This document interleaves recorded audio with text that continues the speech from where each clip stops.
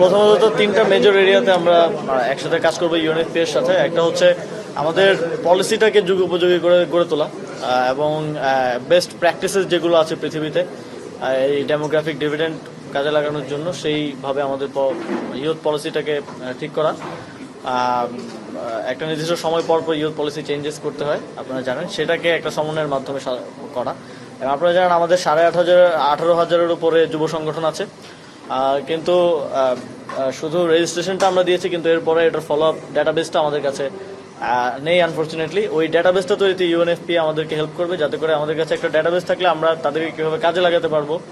আপনারা দেখেছেন যে এবার যখন গণঅভ্যুত্থানের পরপর যখন বন্যা হলো, তখন আমাদের যুব সংগঠনগুলোকে আমরা নির্দেশনা দিয়েছি, সারা দেশে তারা কিন্তু ভলান্টারি অ্যাক্টিভিজম করেছে।